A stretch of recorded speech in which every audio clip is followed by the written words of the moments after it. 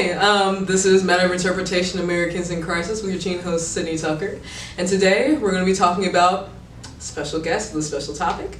So please, if you would, bow your heads. We're going to say a little prayer first. Lord, thank you for this day. Lead, guide, and protect us in all that we say and do. In Jesus' name we pray. Amen. All right, so we have a special guest today, and I'll let her introduce herself. Hi, my name is Tamara Foster. And I guess, what do you like to do? Well, right now I'm starting a business, a little boutique store. So I'm in the process of organizing all, my little, basically I'm planning things out and how I want to, where I want to sell, how much I want to sell. And So a blueprint. Yes. Okay, that's cool. So I'm in the process of doing that. I'm excited about it. Yeah, I can tell you are. I love that smile. So what, do you have any hobbies, what you like to do? I just like I just been so focused on basically having my own boutique store. So I don't do nothing but stay home and figure out different things and how what the prices and things. So that's all I do basically. Love that. Got that boss material. I like it. All right. And so I heard you were with the organization. Yes. GLAM. Do you mind telling me a little bit about that? GLAM basically is it's to help multiple generations, and it's for women who needs healing and basically going through a rough past and be able to overcome it. So. All right, cool.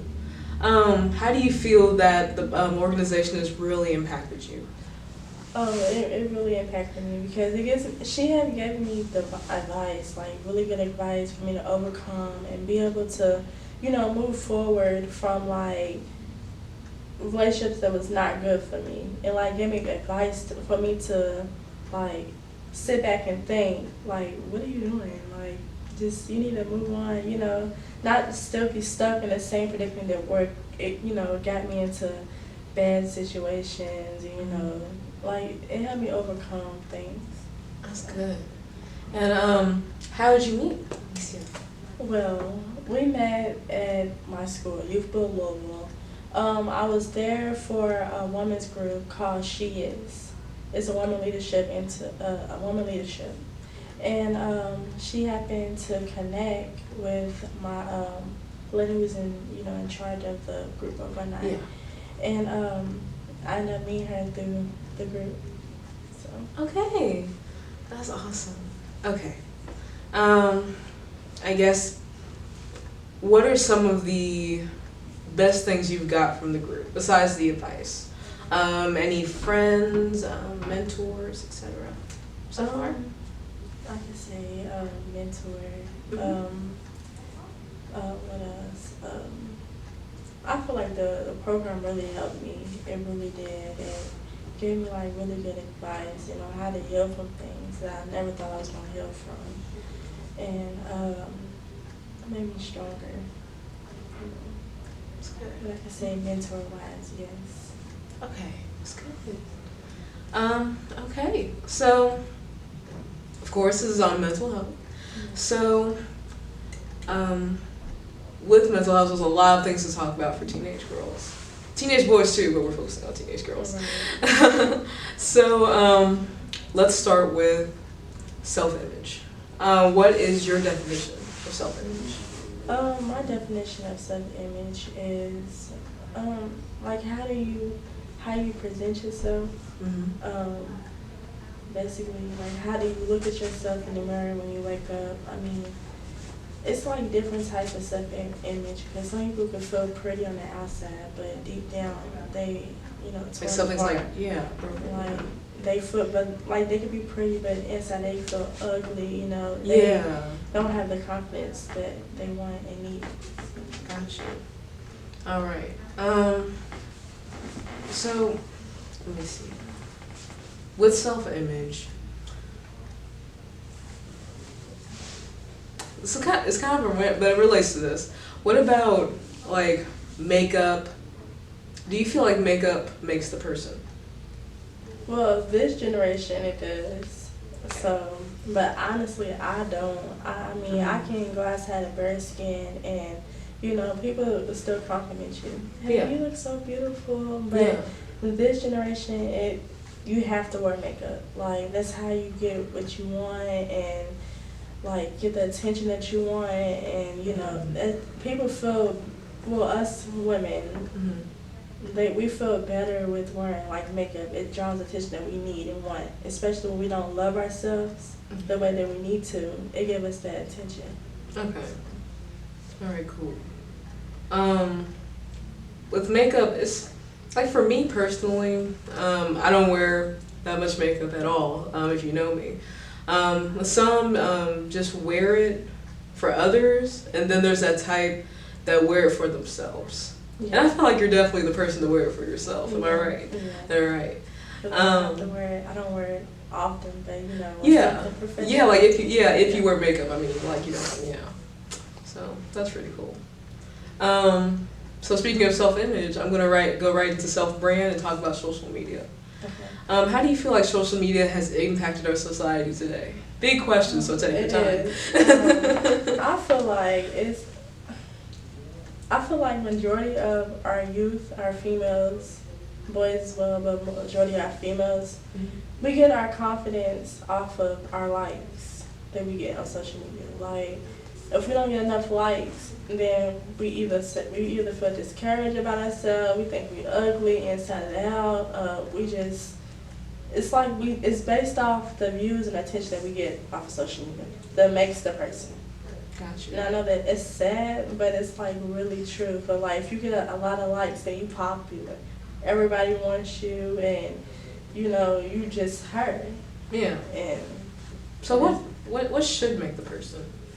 I feel like you should make yourself. It doesn't matter what people look at you or how they look at you. It doesn't matter how many likes you get, because you can be the most prettiest girl in the world, and if you get one like, you're still pretty. It doesn't matter. Who's looking at you, doesn't matter. You're right. So. All right. Okay. So, one question I've got from a person is about boys and how when you have the boy, you have the confidence, but when you don't have the boy, you're just a wreck. Yeah. I don't feel that's right. Do you mind backing me up here? Yes, I don't feel that's right neither, but I can kind of understand. It's like you haven't, like some people say, it's like not having a father figure. Okay. Kind of draws you into boys, because you want that attention that you never had. You want that protector that you have never had. Somebody to love you when you haven't been around it. And I just feel like that some women choose to, stay with a dude because it's something they never had that father figure. They just never had somebody to really actually love them. Gotcha. So they go to, Gotcha. So I'm not saying like all relationships like end like this, of course not. But like what are some of the toxic, non-beneficial factors to that, depending on boys? I feel as when you start to let your guard down, after you've been clingy with a guy, you let your guard down, they start manipulating you, they start making you feel less worthy of yourself. They start playing, mind games where it gets you to the point where you need him. Like you can't do nothing without him. You need him for everything. Then that's when domestic violence come in, because they know you still gonna stay. So they're going to continue doing whatever they want for you to stay with them, because they know they can do that. So. Gotcha. All right. So answer number one. But I definitely agree with that. Definitely on your level with that. So, let me see. I guess, what would be your greatest role model? And why? I'm sorry, I'm gonna back you up on that. Greatest role model.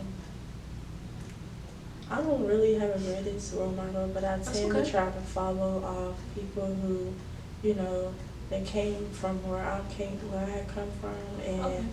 tend to do positive things in their life. So what are some of the, I guess, to be easier, characteristics, I guess you would see in a person? Like a happy spirit, you know, clean spirit, and they motivated, like they just give you that when they walk in the room. It's just like a whole nother energy, like you just uplifted, you know. Yeah. I like to be around people like that and be able to look up to somebody who's just, you know, is gonna lift me up as well when I, you know, follow after them. So Got you. so That's I really cool. don't have a role model, but I know I try to tend to positivity, you know. Do you have any brothers or sisters? Yes. Of course, I feel like you're a role model to them, most definitely, from Yeah. how just from how you're coming off, and that's great. So when I ask you, do you feel like you're a role model? Do you want to be a role model to everyone just around you? I try to be a role model for my brother and sister, but I have my mistakes. But I still encourage them, like, look, I done did this wrong, don't do this. Yeah. So go the opposite way, you know, try to build them up and tell them to go to school. Like, I want to see you. Like, I try to bribe them. Mhm. Like, look, if I see you cross that stage, I'm going to take you out to eat. You know, if you get that degree, we're going out of town, you know? Like, Yeah, I get it. try to I get motivate it. them, because I really want to see them make it. We all came from the same thing, went through the same thing. Mhm. So I feel like that it's time for us to do something different, because people look at us as we not going to be nothing, you know? So Yeah. I want to see them make it so we can show them. Yeah. Not only show them, show ourselves. Most definitely. So, with that, what is the importance of goal setting? I want to hear it. I think it's very important, especially, you know, planning everything out step by step, and doing everything that you have, you know, wrote down, do it step by step, you know, don't skip, Yeah. don't do nothing, because I feel like it's very important to do, write everything down, you know, step by step. Yeah. And, you know, just be able to follow through with it, you know, don't give up. I mean, times may get hard, but still to keep going, try to motivate yourself. Most definitely.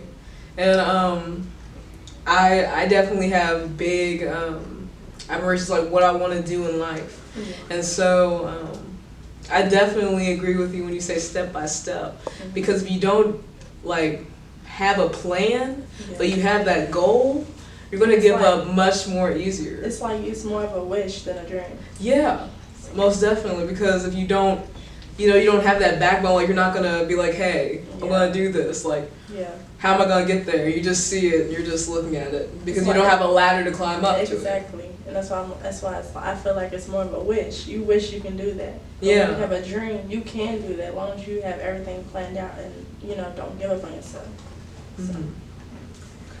So, I'm going to give you some words. And just tell me the definition and what it means to you, these words. All right. Positivity. Positivity. Positivity to me means like what it means to you, or just definition? What it means to me is you know how you how can I say this? Like how you come, how you come in a room and you know you bring that up, you know, you smiling. You know, I mean, you can smile and still be sad, but you know, it's like it's like you put on your clothes, what you gonna put on, like going to somewhere professional. Yeah. You know, you gotta walk in the room like with that presence, energy. Yes, I get it. I feel like that positivity is, to me, that smiling, you know, I mean, you might not have all the confidence that you need, but you have something, you know, you bring that good energy into everybody's space. So. Gotcha. Okay, second word, independence. Independence to me means basically doing everything on your own, and like you're still standing no matter how hard things get, like you're still trying to make a way. And do you feel like everyone needs that stable person in their lives? Yeah, we do. Okay. Let's see. Wisdom. Wisdom. Basically, wisdom to me is basically having like a right state of mind. You know, like how can I say this? Like almost like positivity. Like you bring off. Like basically, wisdom to me is like, I mean, you have nothing, like you have everything to offer, but you bring everything that somebody's going through. You have the right things to say, like yeah, like having that knowledge in their lives, and then saying to apply that, right, which positive way, Gotcha. Okay. All right, and self-love. Self-love. I mean, you love yourself inside and out, and I mean, it don't matter what people say about you. You still, you don't take that to the heart. You have a lot of confidence, and self-love is a good question because a lot of there's a lot of definitions and just some. Yeah. Okay. Knowing your worth, be able to overcome things, relationship-wise, like be able to, when you seem like, I call men little boys when they don't, When they don't act right. Yeah. So be able to, manage them, be able to know, okay, no, that's not what I need in my life. Be able to, walk away from it. Yeah, determine, like, no, like, make discernment. Yeah. Got you. All right. Let's see.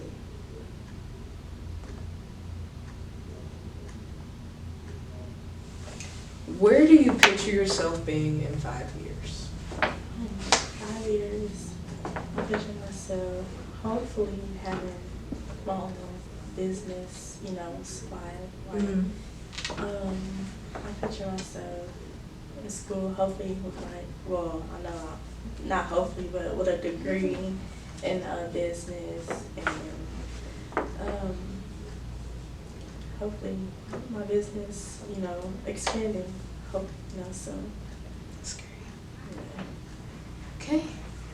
Let me see.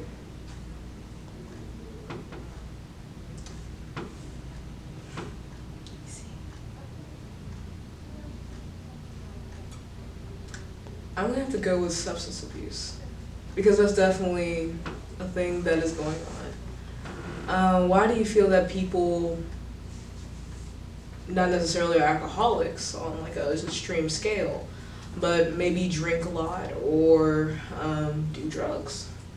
I feel that, people do drugs and drink a lot is because it's a missing piece, in their heart. Like, it's something they're either trying to get over or it's something they never had, like a lot of people our generation either fall off somebody, but everybody has a different, has a story that they're trying to get over. That's hard for them to get over it. And like, let me see, like, they don't know what to do. So they think that drugs and alcohol is gonna heal them from whatever they're going through. And it's gonna, distract them from thinking about it, whatever that's hurting them. So it's like broken people. Okay. Do you feel like someone has to do with peer pressure? Not really. I don't think so. I just feel like that it's a missing piece. Like, you can't force somebody to do what they don't, do something they don't want to do. But it's just like everybody wants to have they want to have a good feeling. They want to distract their minds from thinking for something that hurt them. Because everybody's hurt in one way. So, gotcha. and that's how they express it. So. Okay. Well, I brought that up. I have this friend, and she she's a freshman, and coming in, she's noticed that there's a bunch of other freshmen that, you know, has been drinking, doing drugs, etc. And what automatically clicked in my head was like, oh, peer pressure, I guess. And some people do it for fun, you know. Okay. Just thinking it's, you know, it's part of having a party, you know. Yeah. Or just trying to fit in. Okay. Like they want to be popular, so they want to do something that's not going to help them, but, you know. I gotcha. So, do you feel like peer pressure is a big thing in society today? Yeah, it is. Yeah, from school to work, you know, interview, just etc., just anything. Right, Gotcha. it doesn't have to be like, you know, drug or anything. It could be like bullying.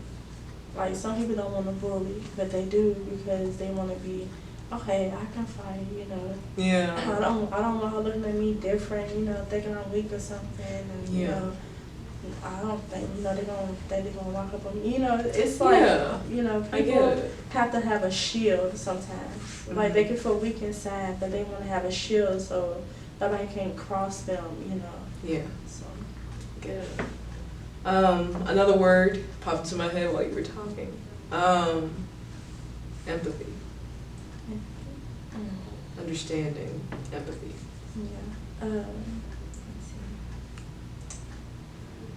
Some people don't like empathy, you know, they don't, how can I say it?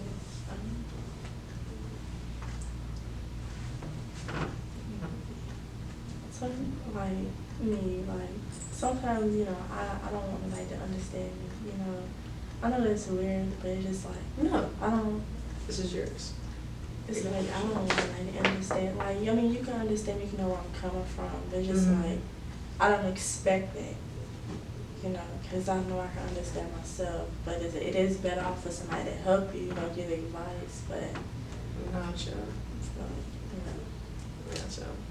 I had this teacher, and she told a story of how she was a wedding planner and everything. So she had to get some supplies, like 5 vases in the passenger seat, and she was just driving off and stuff like that. And I was like, whoa, it's a lot. But she was driving, and she was busy because the vases were like, you know, they're flammable and everything. Yeah. And so she's like, I don't want to drop these. But then there's like a green light, and she's like, oh my goodness.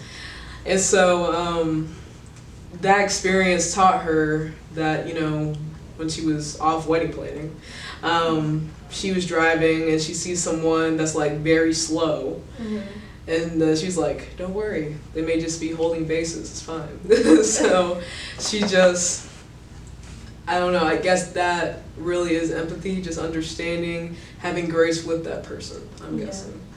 Having that understanding that you would want, like, for yourself. Like, treat others how you want to be treated, so to speak, I guess, like, yeah, so that's what I'm thinking. Let me see. So,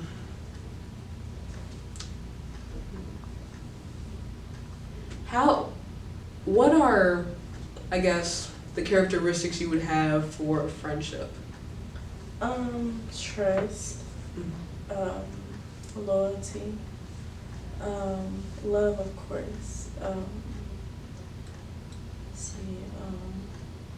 motivation, which is motivating each other, you know, to do the right thing, and positivity in each other's space, boundaries. Okay. Let's see. That's about it, the main ones, I think. Okay. So, question for you. Well, here's a scenario. Okay. Let's say we were talking, which we are, but let's say we're talking a scenario, and you were talking about a boy who manipulated you, but you've been in a relationship for like a long time. If I said, oh, it's okay, and just, you know, go with you and like, hey, it's okay, you can still go back with him, etc. Yeah. That, I feel like that wouldn't be a good friend. See, I have a friend like that. So I feel like there also should be, in a characteristic as a friend, possibly accountability, so to speak.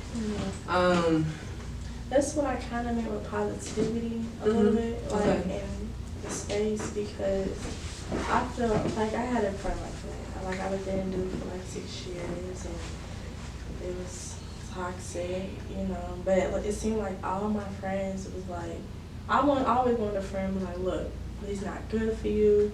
I can help you walk away, even though it's hard. You know, I'm hard-headed, so I'm gonna do whatever I want. But like somebody who will like encourage me to walk away and like kind of help me, but yet like it seemed. But like, that's what you wanted though, right? To be with him. Right. So it's Okay. just like it was like I don't know. It's like it was hard. Yeah. Because you know you want to have friends too, but then you stuck with someone. Mm-hmm. Not only stuck, it's just like you feel like emotionally, like you need him. Like that's all you crave. It's all you want to be around. It's just him. Like you were just making everything so happy, but deep down you wasn't really happy. Mm-hmm. You were just like you couldn't let go. Okay. And so you need that friend to be like, hey, he's not right for you. He's manipulating you. That's just not right. Like give me go. like give me reasons. Like look, remember you did this. Like come on now, sis. We gotta you know I get it. get past this. I get it. I can't see you keep on going down this route. You're hurting yourself. You know somebody to tell me. Okay. Got it. Okay, that's okay. Because some people, I guess, are on this like, oh, should I tell her this? Like, I feel like, as Nicia said, you know, you have to be direct with people. And that's how I was, but I lost a friend like that. So, as long as she knows, you know, like as long as it's in her storage tank and she's heard it, that can make a huge impact. Even if she is like if y'all are separate and distant, that's still planting a seed inside of her that she can think over. I hope so. So, most definitely, the truth shall set you free. Yeah. Well, thank you so much for talking with me. It's been a pleasure. This has been Matter of Interpretation, Americans in Crisis with your teen host, Sydney Tucker. And it's our efforts plus God's grace. Thank you.